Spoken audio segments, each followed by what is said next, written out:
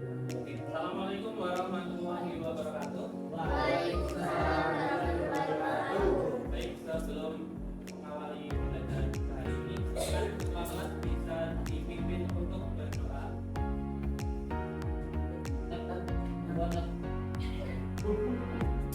Dan siap, doa mulai.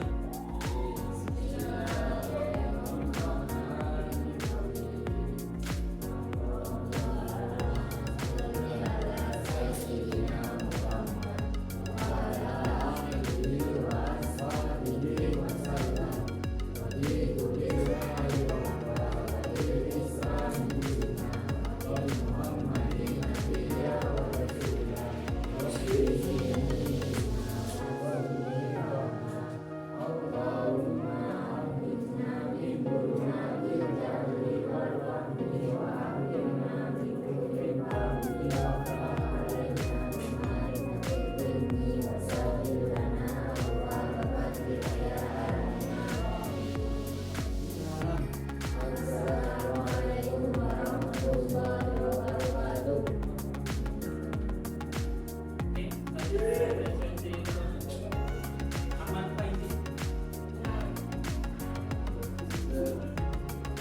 Syafrelia. Anggun. Dewi Aisyah. Darman. Fahri. Hidayat. Edwin. Iqbal. Oke, sudah semua ya. Untuk hari ini kita akan belajar tentang materi ekonomi ya di siang yang panas ini. Kakak punya speaking ya sebenarnya untuk kalian bisa namanya game warna. Sudah pernah? Oh ya.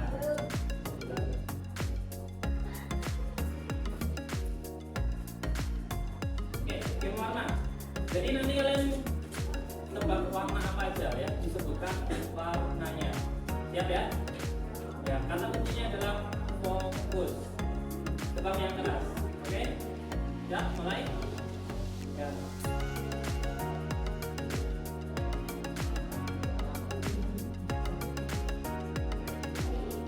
Ini warna.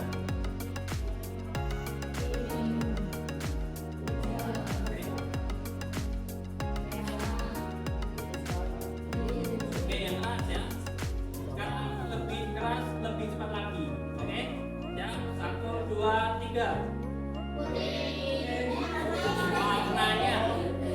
Warnanya ya. Yellow. Ya. Lebih cepat lagi. Golkar. White. Blue.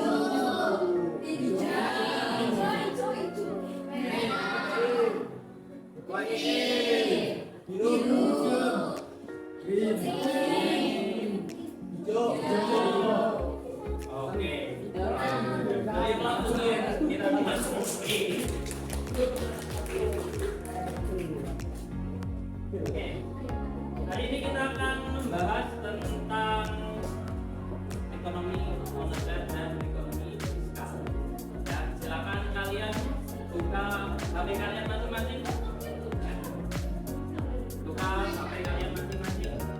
Kita akan join ke thesis ya. Jadi nanti untuk materinya ya kalian bisa perhatikan dulu sebentar ya. Jadi materi yang akan saya sampaikan itu terkait dengan ekonomi moneter. Dan setiap materi itu saya sisipkan dengan soal atau quiz. Bagi yang menebak dan jawabannya benar, nanti di akhir akan kelihatan skornya. Siapa yang memperhatikan dan siapa yang tidak itu bisa kita buat. Oke ya, siap? Oke, enaknya mau kelompokan atau individu?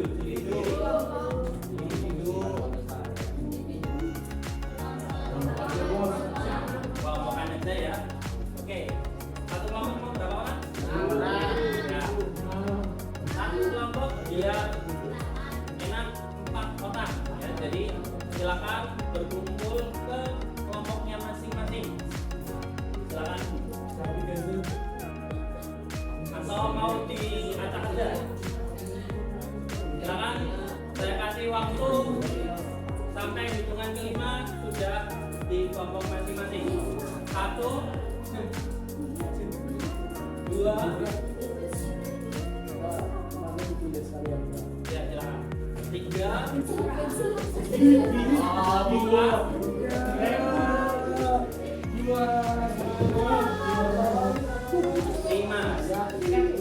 Oke, silakan.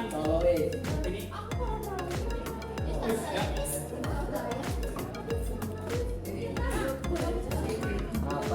Ya.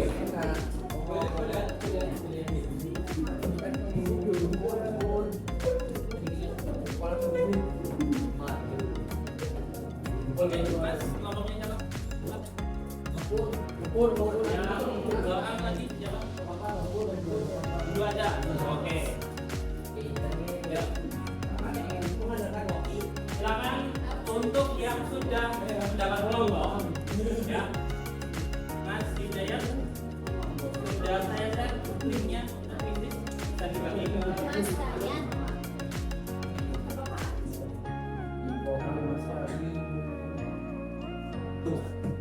kelompok 1 ya. Nanti dinamai kelompok 1. Oke, kemudian ini kelompok 2. Dinamai kelompok 2. Ini kelompok 3 ya. Kelompok 4 dan kelompok 5.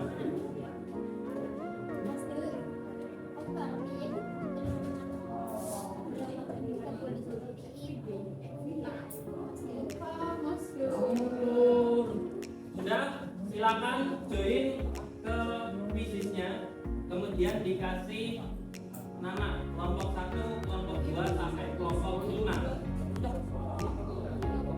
Satu kelompok perwakilan 1 orang saja ya. Silakan yang HP-nya kenceng dan koneksinya stabil.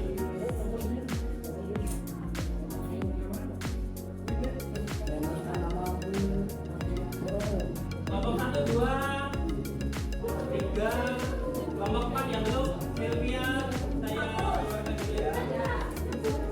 Oke. Kelompok 4 belum lagi kelompok 4. Bentar, nilai kirim.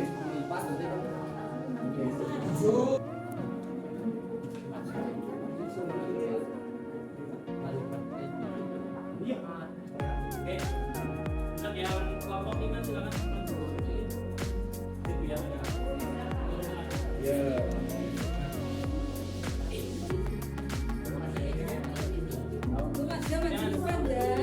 Oh, maaf. Ya. Nanti setelah dibagi kelompok, silakan memperhatikan dengan baik apa yang perlu dicatat, silakan dicatat. Dan silakan persiapkan juga bukunya. Kita akan belajar dengan semoga. Oke, sudah semua ya. 1, 2, 3, 4, 5. Siap ya, mulai.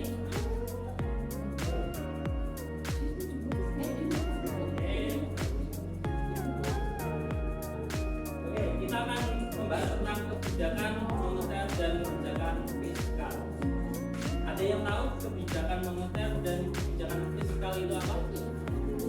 Sebelumnya? Tahu nggak? Oh, yang pakai bank sentral itu dia. Yang pajak. Oke, kita tahu dulu jawabannya. Kita lanjut dulu. Sebelum itu kita akan membahas tentang tujuan pembelajaran. Jadi hari ini kita akan membahas tentang kebijakan moneter, yaitu mengikuti pengertian kebijakan moneter, kemudian kebijakan moneter dan contoh dari kebijakan moneter. Kemudian profil pelajar Pancasila yang akan kita terapkan, yaitu yang pertama kenalan kritis, kedua kreatif, ketiga bergotong royong dan mandiri. Siap ya? Oke, silakan jawab survei berikut.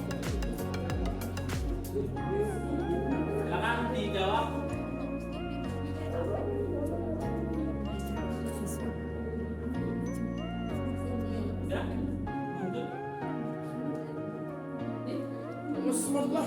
Apa yang akan kalian lakukan jika punya dari samping? Ini ada uang, gambar uang. Apa yang akan kalian lakukan? Oh, yang pertama, berbelanja barang yang disukai dengan puas. Yang kedua, oke. Yang kedua, menabung. Nah, menabung sedikit. Yang paling banyak adalah menginvestasikan dalam saham. Sudah pada tahu saham itu apa? Ya. Kita akan bahas bersama. Kemudian lanjut lagi. Silakan dijawab lagi. Apa yang terjadi jika semua yang ada di kelas ini mempunyai uang yang sangat banyak, bisa membeli apapun? Jawabannya banyak adalah terjadi inflasi karena harga barang melambung tinggi. Ya, kalian sudah membahas tentang inflasi. Sudah paham semua ya? Jika uang yang beredar itu terlalu banyak, maka akan menimbulkan inflasi. Selanjutnya, pertanyaan lagi. Bagaimana jika nilai mata uang rupiah terus menurun nilainya? Silakan dijawab.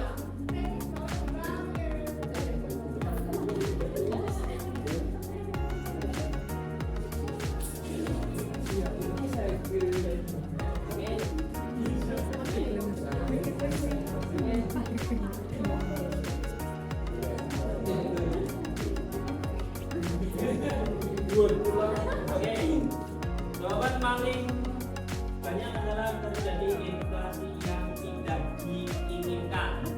Ya, jadi kalian pernah belajar tentang inflasi. Inflasi itu ada dampak positif dan negatif. Kalau yang negatifnya itu terjadi inflasi yang begitu parah akan menyebabkan perekonomian suatu bangsa menjadi hancur.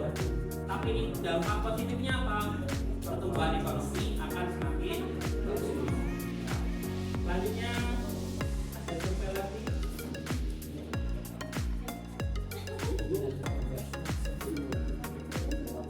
Apa yang harus dilakukan agar nilai mata uang rupiah tetap terjaga? Ini berhubungan dengan materi yang akan kita pelajari hari ini.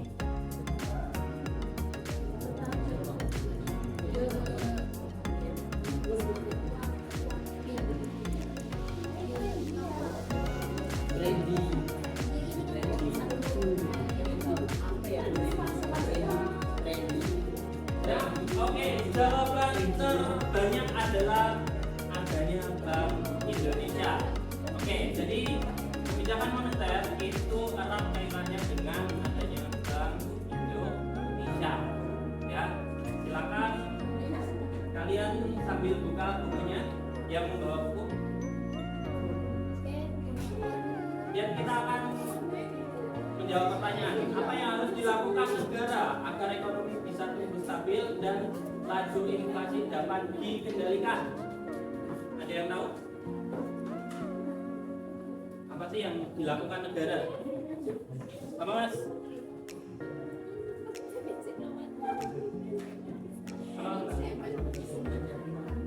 Yang mas, yang mas?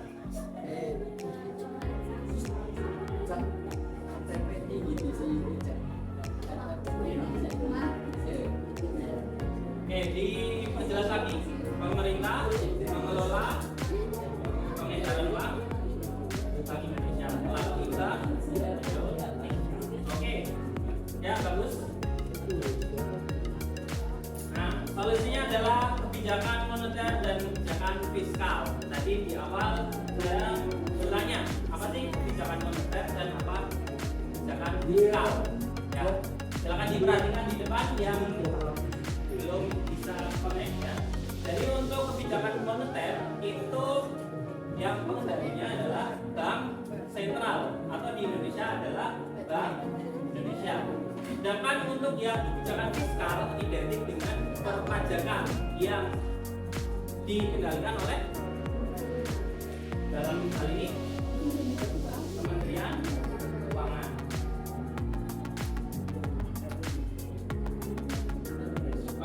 silakan ada kuis bisa dijawab. Ini bernilai 1 poin.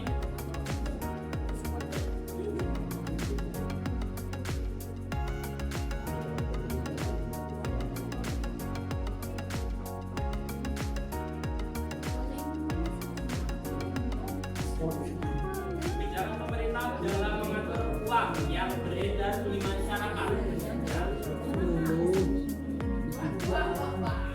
Sudah?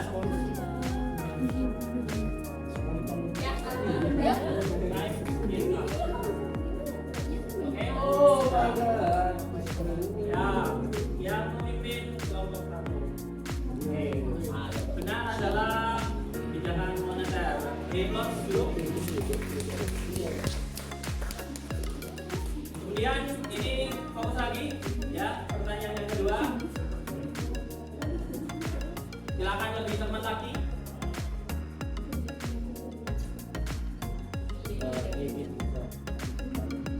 Jangan pemerintah dalam bidang kebijakan adalah pengertian dari kebijakan. Gampang banget.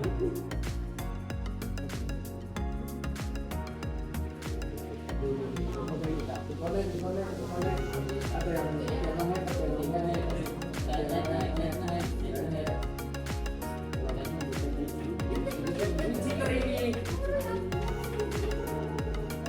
Oke, waktu habis. Kita lihat.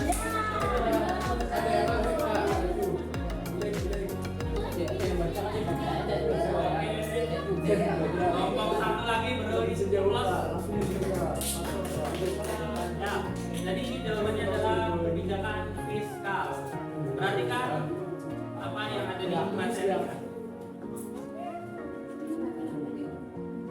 Oke, kuis lagi silakan dijawab.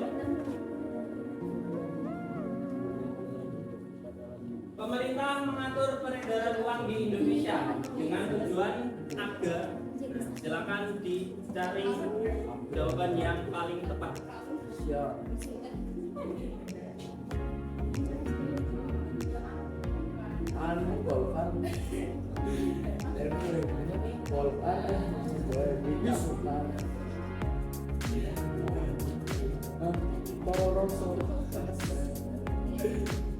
Waktu habis. Jawabannya apa?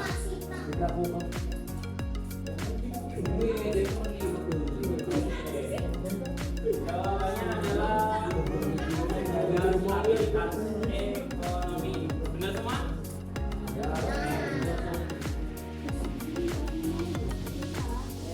Ya, udah ya pelajarannya ya. Oke, kemudian masuk ke materi selanjutnya, tujuan dari kebijakan moneter. Yang pertama adalah stabilitas ekonomi.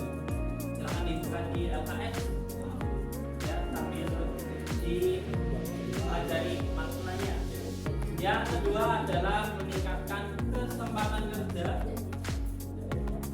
Yang ketiga menstabilkan harga. Yang keempat adalah pertumbuhan ekonomi. Ya. Silakan yang belum paham bisa ditanyakan sebelum kita masuk ke kuisnya. Silakan. Dari keempat tujuan tersebut, adakah yang belum paham? Kelompok satu sudah paham semua?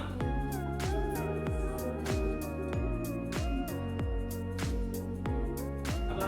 Kelompok dua? Tujuan kebijakan moneter adalah untuk meningkatkan kesempatan kerja, di mana ketika kebijakan moneter itu dilakukan oleh Bank Indonesia, ya, misal di Indonesia ini jumlah tenaga kerja itu sangat melimpah, sedangkan penyedia jasa atau penyedia lapangan kerja itu sedikit. Kenapa hal itu bisa terjadi? Karena yang faktor pendukungnya seperti modal, ya, modal dana untuk mendirikan usaha itu kan terbatas. Nah, pemerintah melalui Bank BI itu akan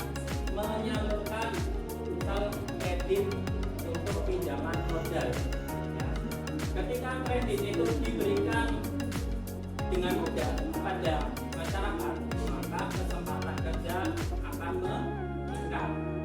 Ya, seperti itu. Paham nggak? Ya, ada lagi yang ditanyakan? Oke, tentang kestabilan harga. Ya, misal kemarin lebaran beli apa aja? Beli kue, baju.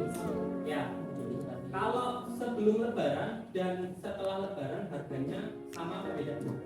Beda. Contohnya beli apa? Diskon 40%. Apa? Biasa lebaran sudah 35. Ya, misal beli telur sebelum lebaran itu harganya berapa? Berapa misal? 1 kilo. 26. Ya, 26.000.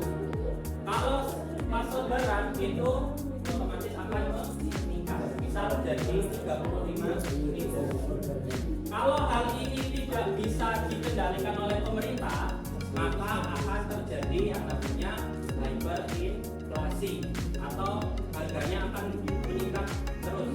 Ya.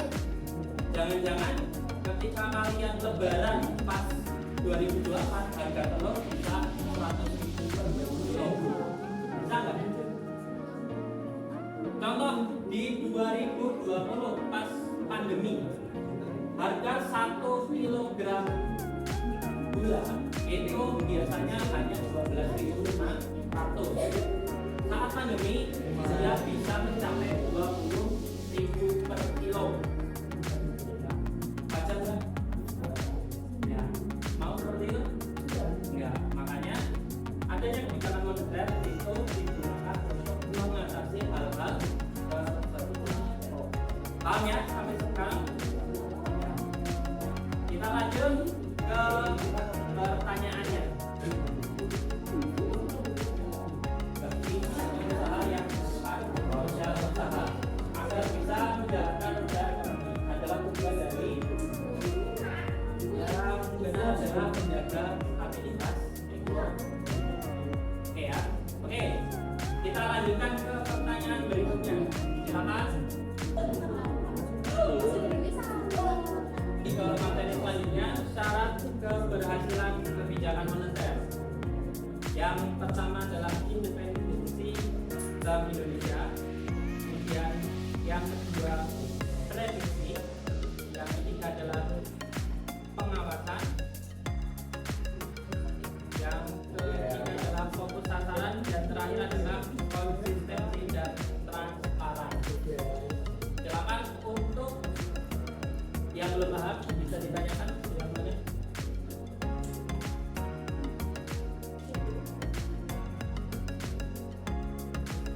Independen artinya apa? Oh mas, Jadi mainnya apa? ini ya. Jadi tidak ada pengaruh dari orang lain. Maka Bank Indonesia dalam menjalankan tugasnya itu berdiri sendiri.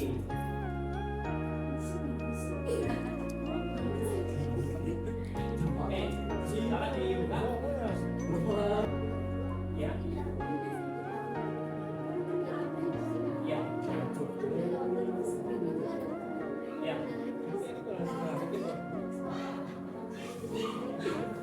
Oke, saat terjadi COVID adalah bencana alam ya, atau kalau di bahasa Inggris adalah major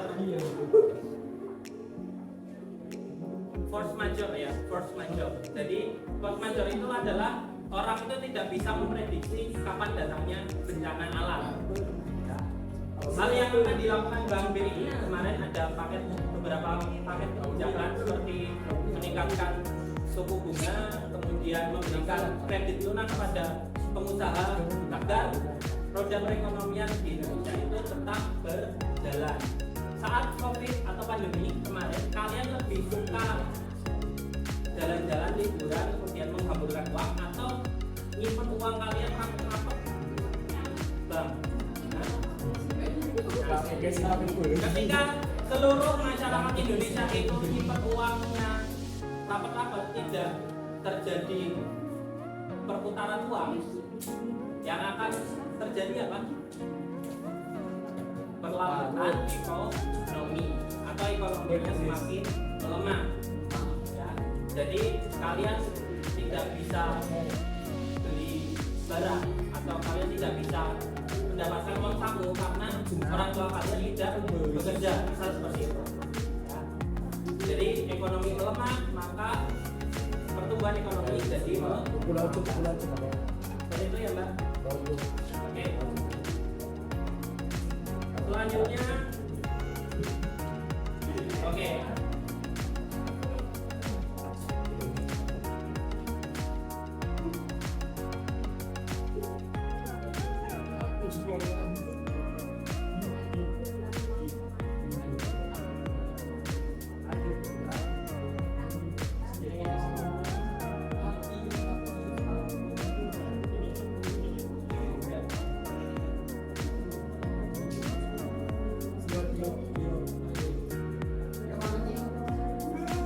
Oke, kita bahas ya.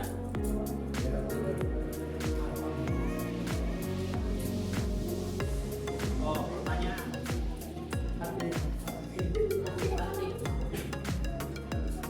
Ini kebalikannya silakan. Jika terjadi kondisi di mana uang yang ditabung masyarakat banyak, maka pemerintah akan melakukan kebijakan. Kemudian ini adalah penjabaran dari kebijakan moneter ekspansif. Yang pertama adalah menurunkan tingkat suku bunga, yang kedua memberi surat berharga, yang ketiga menurunkan cadangan kas, dan yang keempat adalah memberikan kredit longgar. Intinya dari kebijakan moneter ekspansif adalah agar peredaran uang di masyarakat itu meningkat, ya, mendorong agar uang yang ada di masyarakat itu meningkat. Selanjutnya, oke. Setelah akibat. Setelah masa pandemi, ekonomi di Indonesia mengalami kerusuhan. Hal ini menimbulkan uang yang beredar di masyarakat menjadi sedikit. Maka pemerintah akan melakukan kebijakan yang benar adalah menurunkan tingkat suku bunga.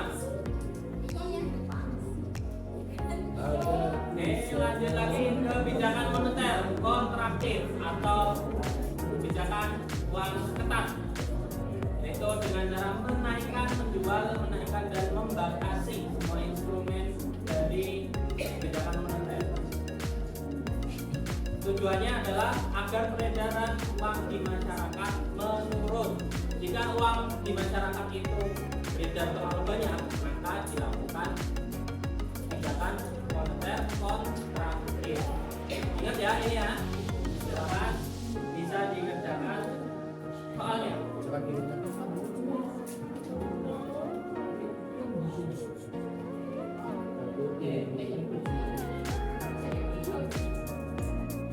Pada 2023 di Indonesia telah mengalami perbaikan ekonomi, apalagi setelah lebaran banyak uang yang beredar di masyarakat.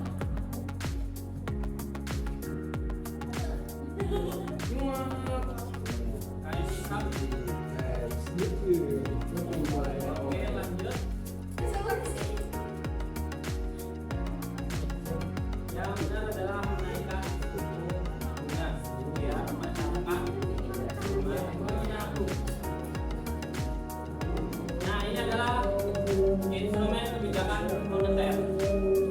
Yang pertama adalah diskonto. Diskonto itu sama dengan bunga, ya. Jadi kalau kalian ada pertanyaan diskonto itu berhubungan dengan bunga, menaikkan bunga atau menurunkan bunga, ya.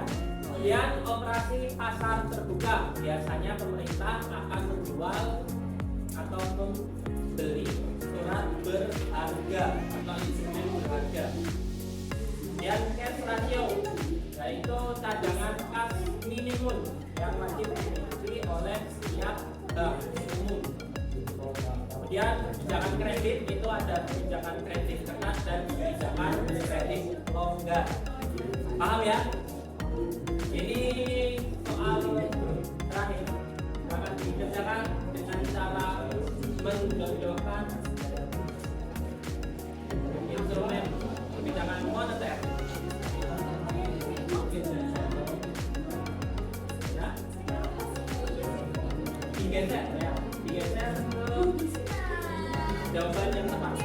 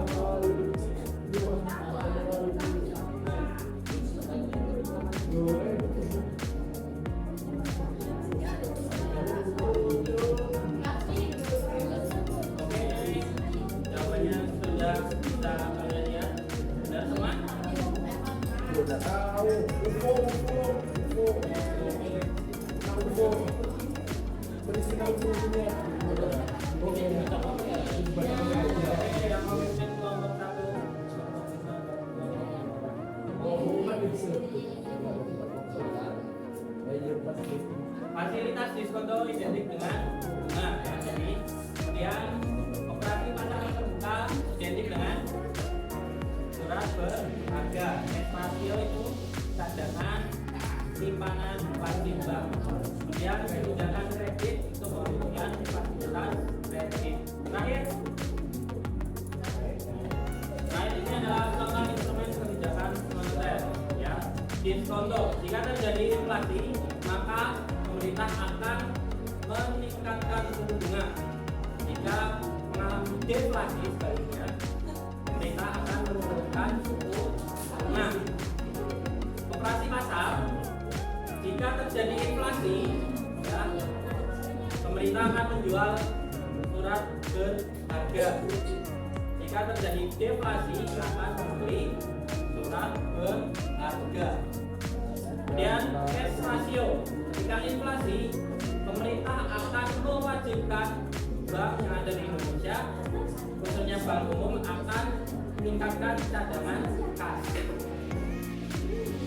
Dan terakhir kredit selektif ya.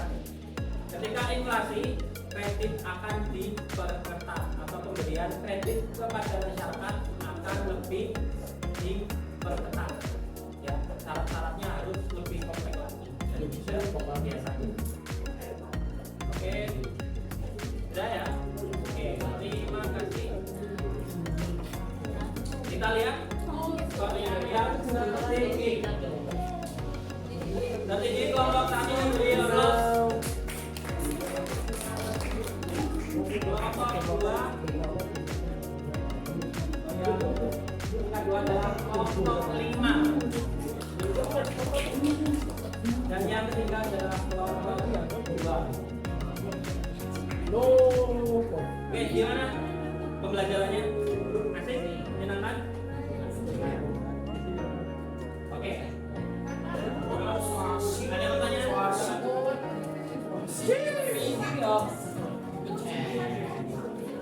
Ya.